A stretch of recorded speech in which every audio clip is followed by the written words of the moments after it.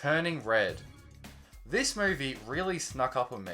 I mean, I knew it was coming out, but it wasn't one of those Pixar films where I was highly anticipating its upcoming release, booking tickets for opening weekend, and then coming on here to rave about it, where my opinions are always pretty positive. Well, most of the time. With Turning Red, however, I saw the trailer a few months ago, but completely forgot about it. I missed all of the advertisements when they were really trying to promote this film to people. And then I wasn't really keeping up with any of the controversy surrounding the film before its release. But nonetheless, I can confirm that I was definitely there for its Friday release, because Pixar are one of, if not my favourite film studio. Their stories are just so innovative, and the film idea is always so complex, and they can just manage to transport you to this vibrant world that you can just get lost in for an hour and a half. Their characters are so deep and relatable, and there are not many film studios that have a track record this good. Their films rarely disappoint, and Turning Red was no different. I thought the story was interesting, the characters were bright and fun, and the film's message is something that they really weren't afraid to explore, and I think it's executed really well. Honestly, I was pleasantly surprised with this film, and I think the main reason for that is I didn't have any expectations for it, and from that, it helped me enjoy it even more. It's not Pixar's best film in my opinion, but it is certainly not their worst. I mean, I probably prefer this to Luca, which is saying a lot because Luca was fantastic. It's obvious that Pixar are flying through this new era, where they're both focusing on original ideas, but also letting creative people tell their stories. Onward, Luca, and now Turning Red are all passion projects from these inspiring directors, which I think is great, so keep it up Pixar, and I just really hope they keep creating these slice of life stories. But let's get real. This is the internet, and not everyone thinks the same about Turning Red, and because of this, there has been a bit of controversy. And yeah, I know, every Pixar movie has its controversy surrounding its release, and usually this controversy goes around shortly after the film's release, and we can all just enjoy it for what it is. And this is one of the reasons why I held off making this video, because I wanted to see if the film was still being talked about regarding some of its more mature elements. And yeah, nah, people are still hating on this film for a variety of reasons. And while most of these comments online are just unnecessary and a bit unfair, some do make some interesting points to a certain degree. But let's have a look at the biggest problem people have with this film, being it's too targeted. If you think back to Pixar's previous films, most tell stories that everyone can relate to and connect with on multiple emotional levels. They're great for the whole family, and while anyone can enjoy them, most of the time they're considered to be kids' films. Turning Red, while on the outside being about a quirky 13-year-old girl that turns into a giant red panda when she feels different emotions, there is definitely a deeper message at the core of this film. It tackles the different themes of growing up and the different stages of adolescence. So yeah, this film certainly has more mature elements that most younger viewers won't get. I mean, the whole turning into a giant red panda is just a not so subtle allegory for puberty. Because the film is about a girl who loves boy bands and is going through a lot of changes, that by itself means that the film is more targeted to a specific audience.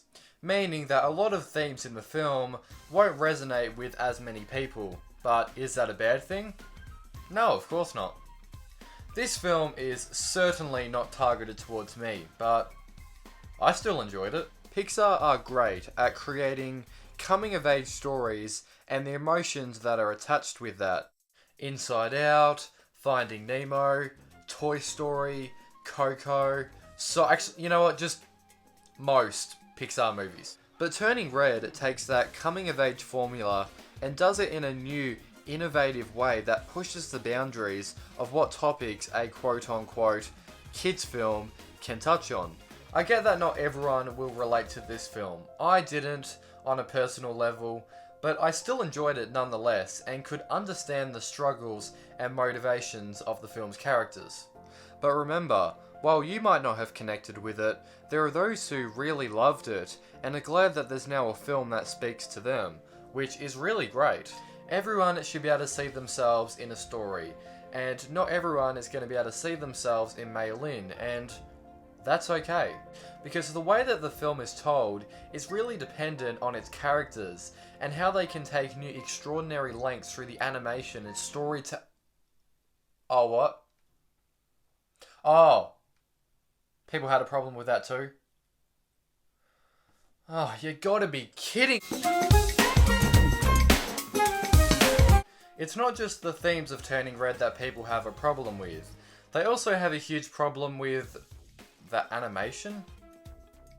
Pixar are known for their animation. Heck, the first computer animated film was a Pixar movie.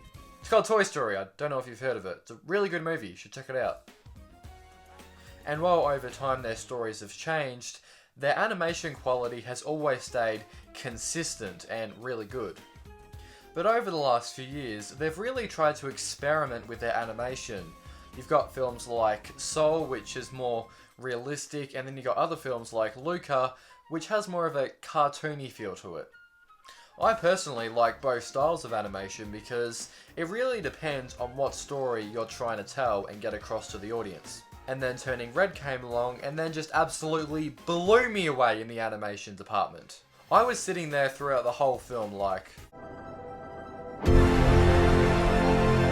What?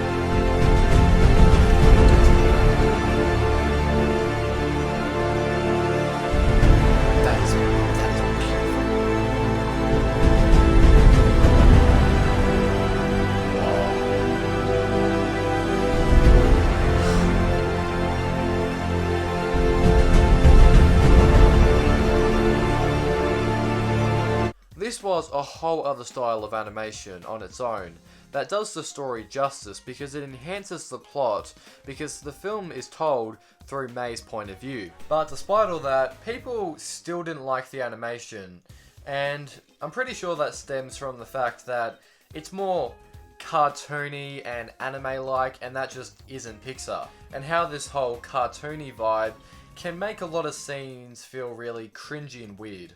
And while yes, I do agree that this movie does have a lot of scenes in it that are really strange and a little bit cringy. At least, I did think that until about 10 minutes in where I was like, oh, that's the point. The animation enhances the cringiness, and it's the film's charm and personality that's unlike other Pixar films where it's more photorealistic. The animation is meant to set the tone and really empathise what Mei is feeling in various scenes. Yes, some scenes are very awkward, but that's just a perfect representation of what teen years are like. Everyone looks back on their teen years and cringe. I'm probably going to cringe when I'm editing this video. The point is, without the bright, fun, and more cartoony animation, I don't think the film would have had the same feel to it. It does help convert some of the more mature messaging within the film and take it to... Oh, what? People had a problem with that too. Oh, what the...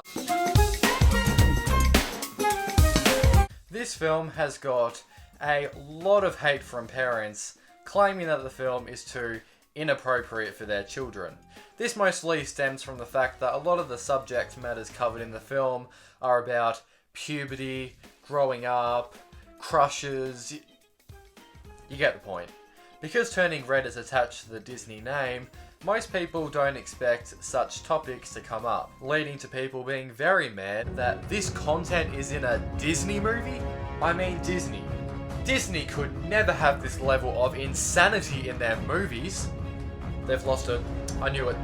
The company has lost it. I will never look at Disney the same way again. But Disney have always had older themes in their films, even in some of their most beloved classics. But all of these details just go over kids' heads. Sure, when you're older you might actually pick up on some of these details and you can have that moment and go, oh, what? No. Oh, Disney. Oh, I see what you did there. That's It's very sneaky. But when you're a kid, you're just looking at the story as a whole, and all of the bright, fun characters on the screen. And that is exactly what Turning Red is. Kids will see a story about a quirky girl that turns into a giant red panda, but if you're not a little kid, you'll really understand what is at the core of the story. It's not till later when you're all grown up where you actually find new meaning in a lot of those movies you loved as a kid. Even I will admit, there are some scenes and certain themes in Turning Red that you wouldn't really find in your average kids movie, and that could simply mean that the film is intended for a slightly older audience of kids. But there really aren't that many movies like this one. Turning Red could be used as a perfect film for tweens becoming teens as a starting conversation. Turning Red was different, but does it deserve all this hate? No, of course not. But at least it tried something new in its message, and while some might think it's controversial, I honestly think it succeeds. But what do I know? I'm not a parent. But Lightyear comes out in June, so hopefully Pixar movies will be back in cinemas. Please, Disney, don't send another one of Pixar's films straight to Disney+. Please. Oh, and also, thank you so much for 1,000 subscribers on YouTube. I personally think that's a pretty good achievement, so I just want to say thank you so much. And then also this week, I gained 2,000 subscribers. So in a week, I managed to gain 1,000 subscribers. Like, it took me nearly 2 years to get that amount, and I've just gained another 1,000 in a week, which is just crazy. Guys, thank you so much. But anyway, that is all for today's video. I hope you enjoyed. If you did, make sure to like this video and comment down below what you thought of Turning Red. Thanks for watching, and I will see you next Friday.